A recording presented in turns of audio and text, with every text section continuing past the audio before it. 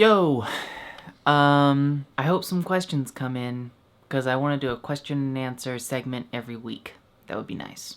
In other news, I made some pins today. This guy. And this guy. Boop. My video from yesterday is still processing. I hope it works. For lunch, because I'm a disgusting college student, I'm going to have something called Oriental flavor top ramen, which I bought just only because I was so incredibly curious as to what Oriental flavor tastes like. That's so non-specific. What the hell is it?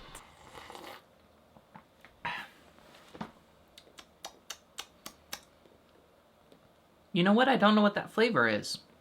I have no idea what this tastes like. I can't map it to anything. So, it is 2 o'clock in the afternoon, and my video still hasn't uploaded. So now I'm gonna delete it and try to upload it again. Okay, that's fine. Success! My video went on the internet. Okay, what I would like to do is make some kind of recurring weekly segment on the vlog. Oh, I hate the word vlog. I hate it so much. If there's some other word that means the same thing as vlog, leave it in the comments. Because I don't want to call this a vlog anymore. Vlog. Vlog. Vlog. Vlog. Anyway, last week on the Q&A section, I answered a bunch of questions and I cut one from this person asking me how I do time lapses. Because it's kind of hard to do time lapses on a T3i, especially because it only records for 12 minutes and 30 seconds of video at a time. That made sense.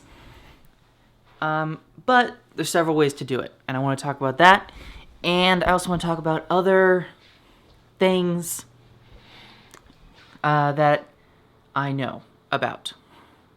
I should have sent out a question call this morning.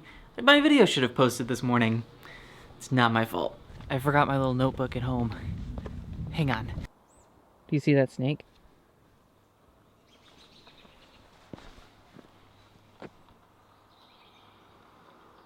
Did not expect to see a snake. I mean, Alaska doesn't have any snakes, so I don't know what to do when I see one. Now all I can kind of picture is like a really big, like, Harry Potter and the Chamber of Secrets basilisk slithering through the forest towards me. And honestly, that's kind of spooking me out. So last time I was, ooh, that's super out of focus. Is that better? It's closer. Hey Canon, if you're listening, please send me a camera with autofocus. I'm a big internet celebrity now. Last time I was in here, I got out of this path at the road. I've never actually gone out that way before. I usually come in a different way, by a parking lot. But I was once in that same sort of hilled area. Must have been a year and a half ago. And I had never been over there before. And this woman came down the hill. And I had come from the opposite direction. I had no idea what was in front of me. And I said, "Whoa, you came down the hill. How did you get there?" And she said, "I got in the same way you did from the road." Which leads me to believe that this woman believes that there is only one entrance to the forest. Which is such an insane idea. I couldn't even wrap my head around it for a long time.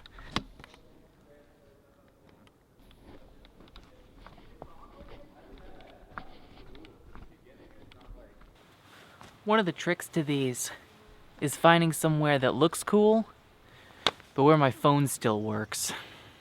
Because my phone's where all the questions are. My friend Indiana Popovich asks if I have any vlogging tips or vlogging secrets. Vlogging secret number 1, to do this, you'll need 2 categories of thing. The first is hardware, the second is software. Under hardware lie things like cameras, tripods, microphones, a computer, all things that cost money. But under the heading of software lies the actual important part of video making. This is where things like dedication, perseverance, some kind of plan, the insane confidence you need to stand up in front of a bunch of people and say that your idea is worthwhile. These all are kinds of software, kinds of thought technologies that are ultimately the most crucial aspect of this. YouTube user Ilker on Display asks, can you tell me how it was to vlog at first? How did you get used to walking around and talking to the camera? How much footage did you have before the first vlog's edit? I'm trying to begin my own vlog, and any experiences would be helpful. Oh, Skater Boy's back.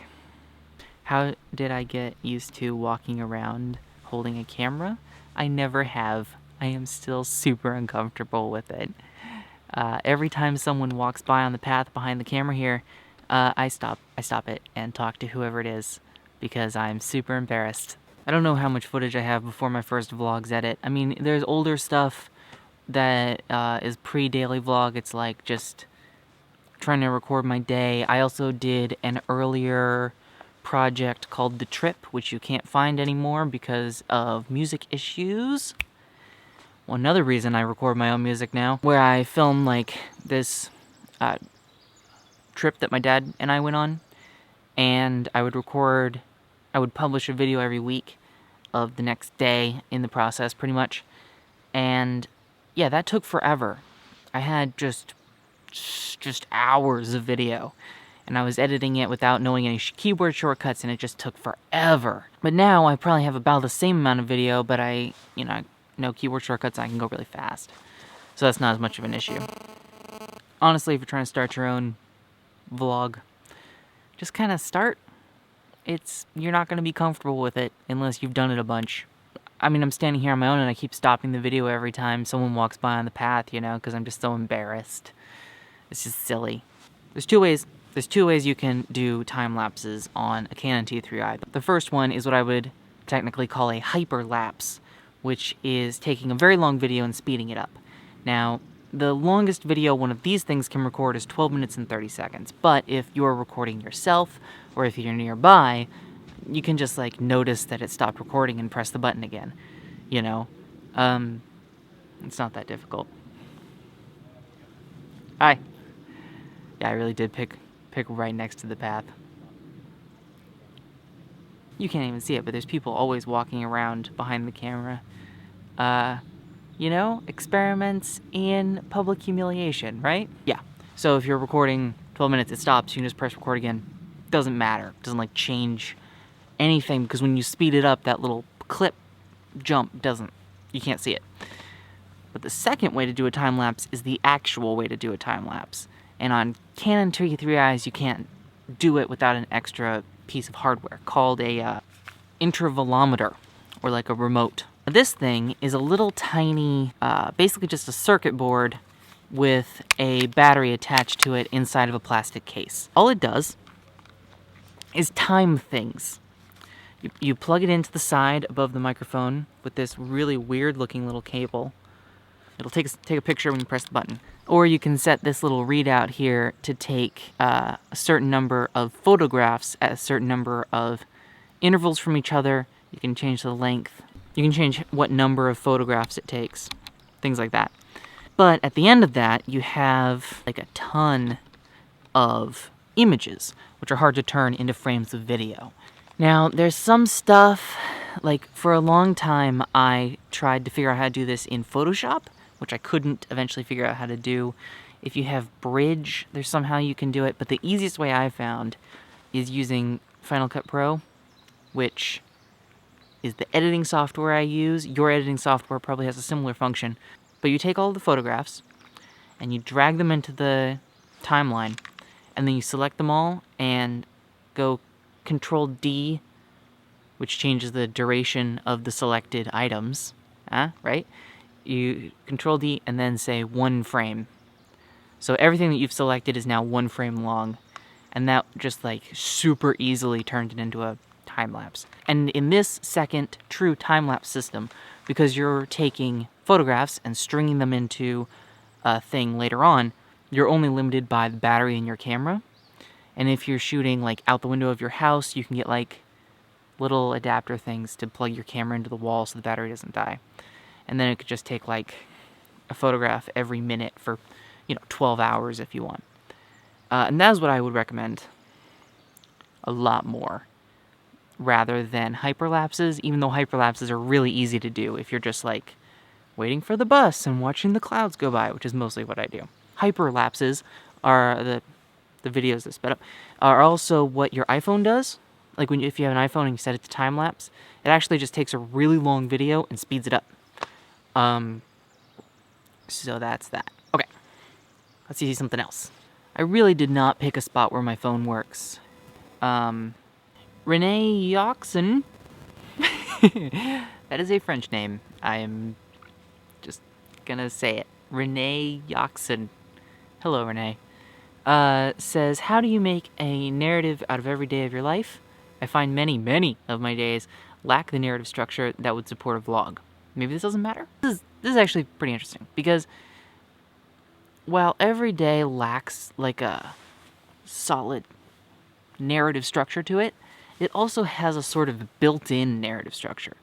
Like, it's not like at the beginning of the day I'm a burned out war hero, and at the end of the day I'm a rejuvenated person who's gonna start a garden, maybe love the earth a little more. It's not like that kind of narrative structure. It's more like, it's the morning now, or it's night now, and the night happens after the morning, and I said I would do this thing, and then I tried to do it, and then I didn't do it. Even just those silly little basic things help keep that sort of narrative structure in place.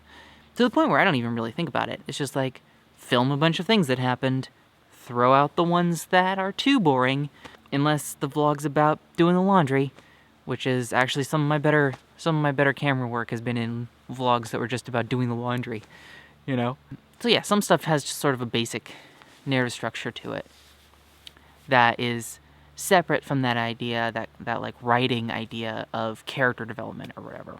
This is unrelated, but Mary Swift says that if they could get a cat from a zoo, they'd get a panther. Because, man, that would be freaking cool. Yeah, that would be freaking cool. I think I'd probably get a tiger. But I know you didn't ask, but... Cloudless Thinking asks, any good book recommendations? Yes. I have so many books that I like. One is a series recommendation that I read a long time ago that I reread every once in a while, called The Mortal Engine Quartet, I believe, by author Philip Reeve. It is so good. It is dystopian. It's about cities on wheels in a future wasteland eating each other. It's great and so sad. And then, just for a book to read on your own, I'd recommend Lucky Jim by Kingsley Amis. It's about a guy who studied medieval studies in college and now is learning to be a teacher of that thing, and the reason he chose medieval studies is because it seemed easy, and now he's going to teach it, and he hates it so much. And it's just like this classic English comedy of errors sort of storytelling. It's really fun. Little cringy, definitely a little cringy, but very fun, and I would highly recommend that book, Lucky Jim, Kingsley Amis, and The Mortal Engines Quartet by Philip Reeve. You know what? I'm just going to put all these things in the description. Anything with a proper noun name I'm going to put in the description because I'm so bad at proper nouns. Hogwarts Time Lord asks, can you talk about how you chose your college? Or how you like college, basically college, all the other college questions. And YouTube user Dominable Opal concurs. Oh boy. College is such a huge topic. But at the same time, I feel like it's very simple. College isn't really like any other kind of school. You're away from home for the most part. You're choosing your own subjects.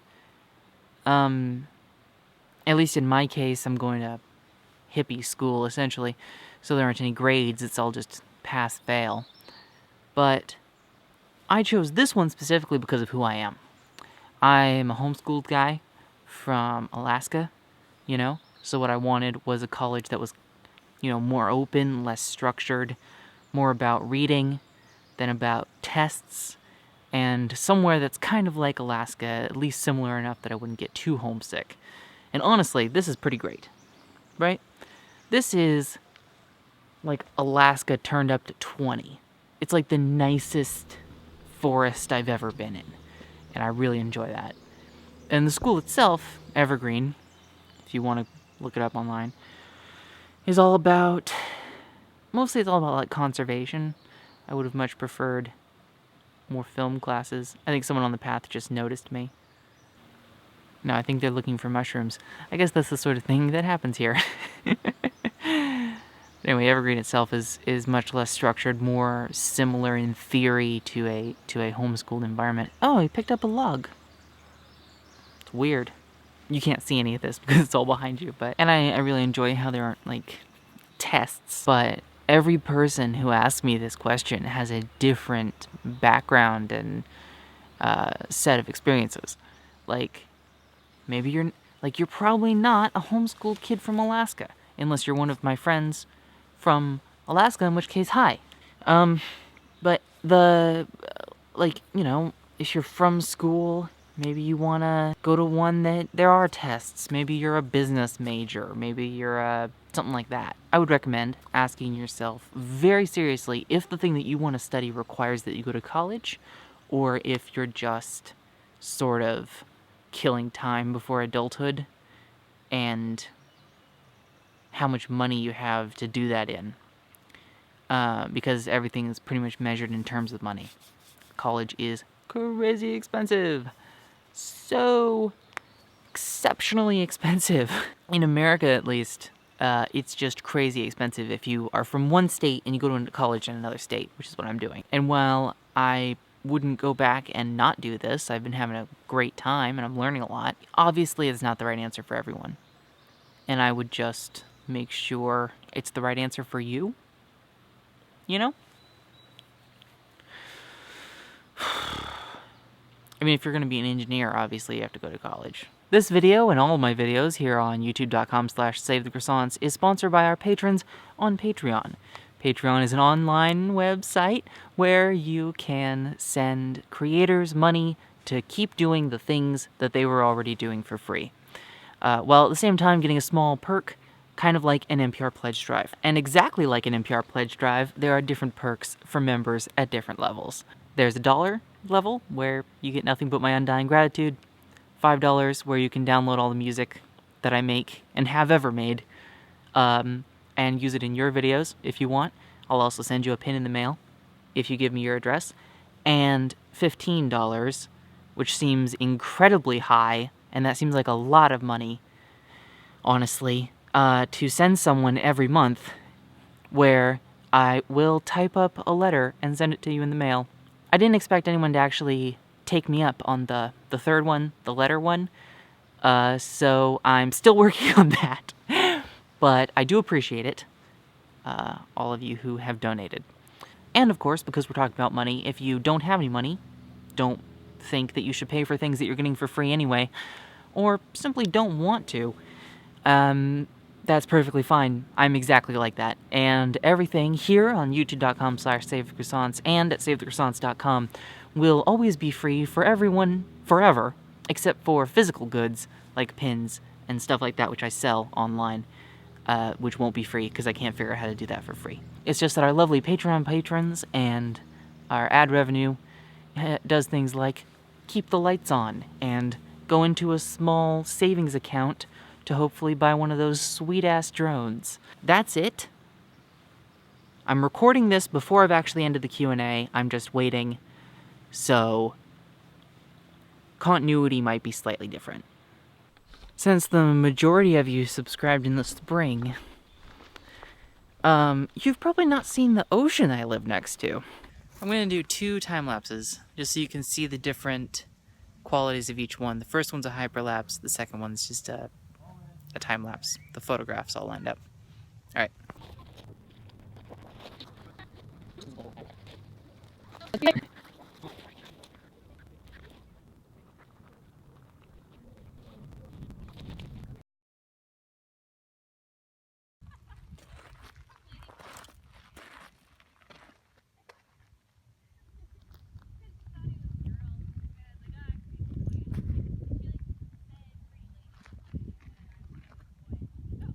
some people will fight me on whether or not it's actually the ocean. I guess technically it's an inlet, but it sure feels like the ocean. The battery in my camera has died a couple of times now, and I put a brand new battery in it. Freshly charged battery, I should say. And it was not apparently a charged battery at all. So this is a total gamble whether or not my time lapses will turn out.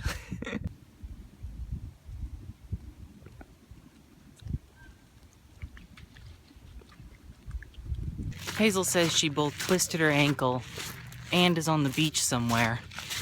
But she also says that she took the main way people take down to the beach, which is absolutely untrue. And another instance of everyone thinks that the way they go down to the beach is the main way.